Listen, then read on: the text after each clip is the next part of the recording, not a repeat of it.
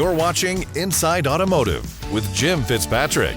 Today we are diving into the dynamic world of dealership transactions and the robust buy-sell market, despite challenges we saw in 2023. Joining us now is the founder and managing director of Kerrigan Advisors, Miss Erin Kerrigan, to bring us up to speed on all of this. So Erin, thank you so much for spending some time with us. Congratulations on all these big deals that we hear Kerrigan Advisors is participating in. So is it a good time to buy and sell?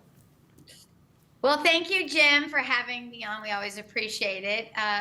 It is certainly a busy, and we are seeing more sellers come to market, which is one of the reasons we believe we've seen an uptick in transaction activity in 23.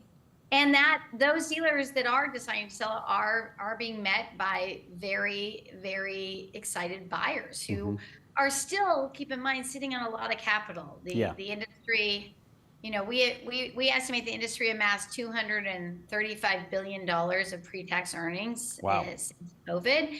And that capital has largely stayed on the sidelines. So while there have been a lot of big deals, like the Koons transaction we just announced. Yeah, and huge.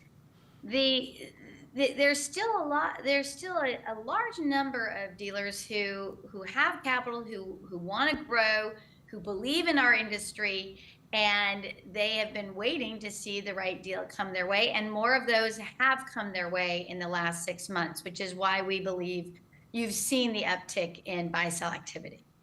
Yeah, you mentioned a few of them, but with high interest rates and things that we're seeing declining dealership earnings, what's driving the continuation of the strong market?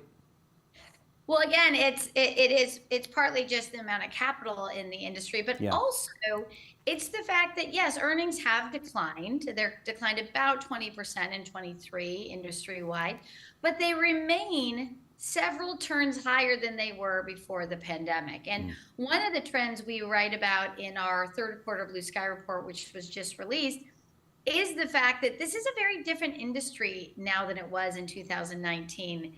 And so the performance of 19 is quite frankly pretty irrelevant to expectations for the future, and shouldn't be a big part of the valuation discussion. Certainly buyers can look at 19 as an indicator of what the market looked like then, but when you think about the market today, I mean, the industry has 10% fewer employees, and it has revenue that's up 18%.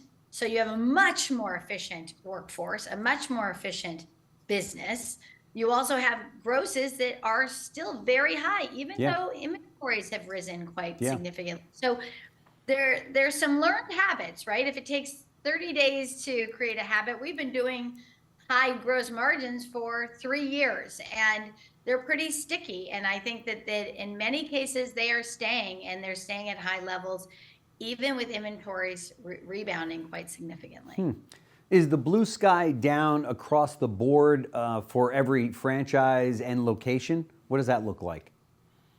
It's a great question. So industry-wide, the average blue sky, we believe, is down about 5%, in some cases higher, in some cases not down at all. So 5% from what? From when? A year ago or before COVID? From last year? Okay. From last year. Okay. So you're still pretty, there's still a lot of fun there. High. Yeah. You know, a really important point though is, and I think this is where there's a misnomer here on how blue sky is calculated by most buyers. And that is that current earnings aren't necessarily the driver of blue sky value. The driver of blue sky value is what a buyer expects they're going to achieve in the earnings stream of the asset they're purchasing. Sure. Not dissimilar than the way stocks are valued. They're valued on a forward PE. What's going to happen in the future? Yeah.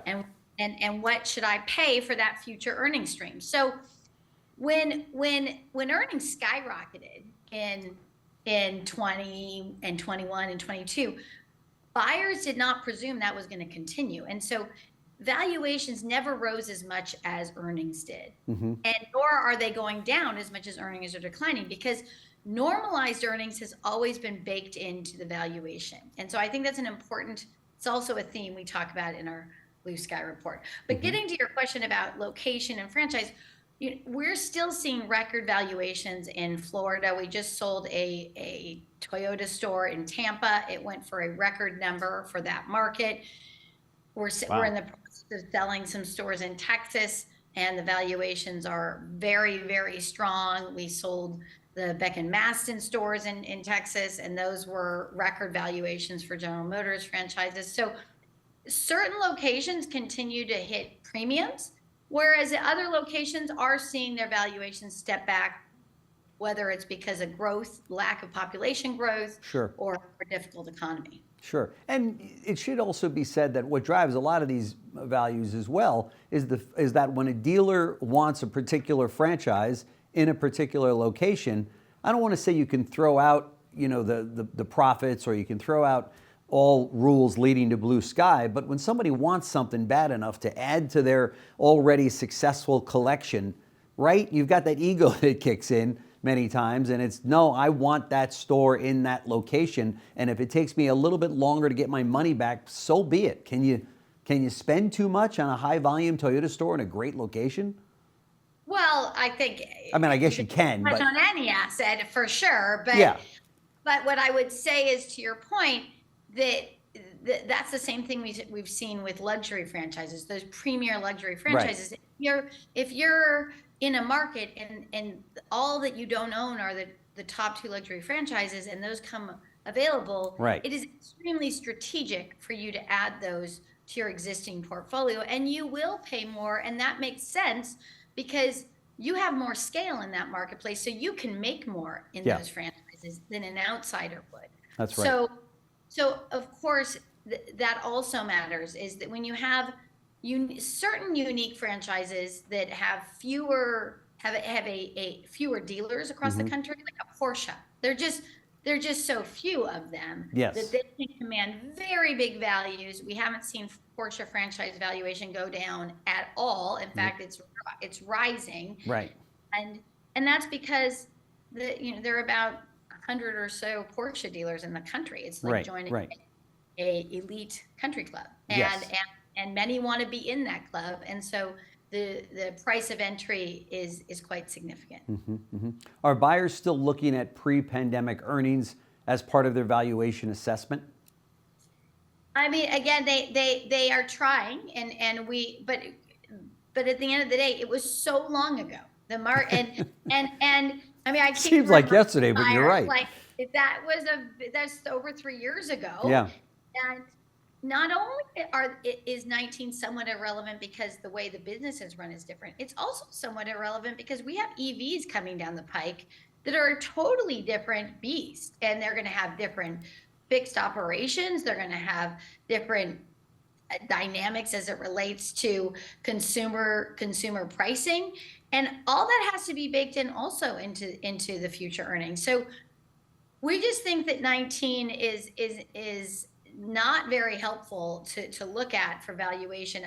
I like to say, look, pre-pandemic, we were selling 20% less revenue as an industry.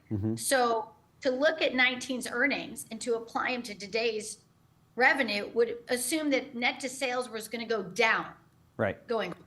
So we'd be lower than we were as a profitability margin than we were pre-pandemic, which I don't think anyone assumes we're going to actually make less than 2% net to sales going forward. Yeah. It really is, again, not to say you shouldn't look at it, but it shouldn't drive the valuation. Multi-dealership transactions hit an all-time high through the third quarter. Why do you think that is? More sellers, higher buyer demand, or both?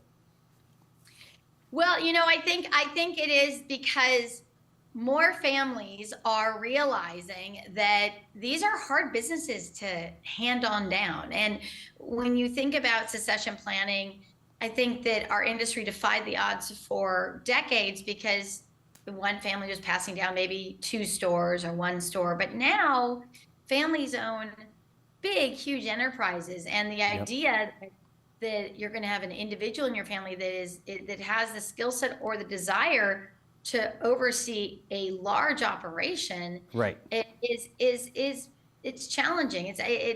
Statistically, fewer and fewer families are going to have that individual. And so I think with the valuations remaining so strong, with the market starting to turn a little bit, and so it's getting a little harder than it certainly was in 21 and 22 to run these businesses very profitably. I think more families are coming to the decision that perhaps today's the day for us to think about monetizing our generations of hard work and passing capital down onto the next generation rather than a multivariate business. That's right. I mean, some of the money, some of the deals that you've done, in fact, and now they're in the billions. That's a lot of money. That's, generational wealth for sure. And do you really need to be running a dealership in order to benefit from that, each year for your family? Of course, that's leaving out the fact that, some families really start to fall apart when they take over some of these large groups, right? Unfortunately, but it's a reality of the industry, right? Look, it's hard. Family's complicated no matter whether you own a dealership or you don't. That's right. We're operating business together. And the reality is that going forward, auto retail is going to go through a lot of changes in the next decade. One could argue more changes than it's gone through in 50 years, because the product that dealers are selling is going to be very different, and that means the whole fixed operations is going to be very different. I was recently having dinner with one of the CEOs of one of the OEMs, and they were talking about fixed ops could be a situation where the techs are literally fixing batteries in clean rooms, and that's pretty far from the fixed operations business that we love today. So I think it's also that the changes that are quite monumental and that we've been tracking in the industry with EVs are also a driver for some of these families to make the decision. Sure. Are buyers still wanting to buy the real estate as part of the transaction, or are they more willing to lease to the new owner? It's interesting. We analyzed this in our next report, in our report that we just published, and increasingly buyers are considering leasing the property versus buying, as long as they can have an option to purchase and ultimately control the property contractually. And the reason being is that cap rates have actually not risen to the same level that mortgage rates have.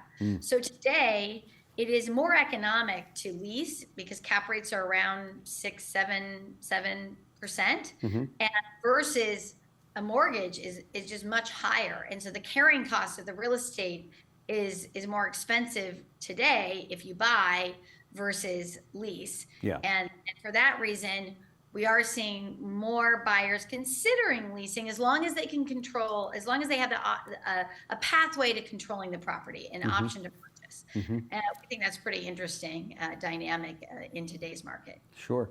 What's the impact of EVs on the franchise value? That's got to be a very hot topic right now, particularly as inventories pile up on dealers' lots. I mean, the EV inventory piling up on dealers' lots. That's the top of mind of many dealers that I talk to around the country. What are we doing with these EVs? Because we got a lot full of them. We do. I mean, it's, the double the day supply, double the incentives, spending per EV, and yet still double the day supply. So clearly the market is speaking. The consumer is not jumping into the EV bandwagon. And so what we've noted is, and something we're tracking closely, is that the way the OEMs execute on their EV strategy is going to start to have a meaningful impact on the value of their franchises and the future profitability of their franchises. And an example would be, and we highlight this in the report, is, you have Mercedes that has way more day supply than BMW. Mercedes took a different tack. They have a whole new product line with EVs, whereas BMW electrified many of their existing models. And how each OEM decides to roll out an EV strategy will have implications for the brand going forward and the value of that brand. The other thing that we point out is that you have the 15 CARB states, so the states that have signed up for California's very strict limits on ICE sales, and we think that as soon as 2026, 27, you could see some very unusual valuation changes by state, because simply the dealerships in those states cannot sell enough ICE vehicles to meet the demand in the market, and therefore those consumers are going to go outside that state, and that's going to limit the valuation of those franchises. And it's something that certainly I think it should be top of mind for any state associations and lobbying that's going on the dealer end to get some of those strict requirements reversed as soon as possible. Yeah, there's no question. That's probably going to take a change at the state government level, in terms of governors or what have you, that can maybe make that happen, right? I think it's going to be, I think one of the unforeseen consequences of this is that it could push more consumers to some of the national players, the publics who have robust online platforms. And you could suddenly see all these pump-in vehicles from, that's right. And that could be just an unforeseen consequence of these draconian requirements. That's right. That's right. Ready for them. Have you heard from any of your clients out there, Hyundai or otherwise, about this new partnership with Amazon and how that may affect things? I haven't heard very much, although I had the pleasure of having dinner with Jose Munoz last week, and which was certainly interesting, and I think it's early days in the Amazon Hyundai link up. So if anything, it feels to me more like a trial than anything too serious yet. Okay. Erin Kerrigan, founder and managing director of Kerrigan Advisors. Before I let you leave, what's your take on 2024? Do you think it's going to be another good year? I think it is going to be another good year. I certainly think that it's not going to be an easy year, but I do think buy-sell activity will remain. I think franchise values are going to be stickier than many thought in terms of staying higher for longer. I think interest rates are going to come down, and that's always good for the car business. That's no question about it. And if you've got an auto group and you'd like to get over $1 billion for it, maybe this is the young lady that you need to call, because she's got the direct line to get. Emphasis on young. I like young. That's good. Erin Kerrigan, founder and managing director, Kerrigan Advisors. I know you know her because she is all over retail automotive and helps dealers buy, sell their dealerships. So thank you so much. Really appreciate it. Thanks for watching Inside Automotive with Jim Fitzpatrick.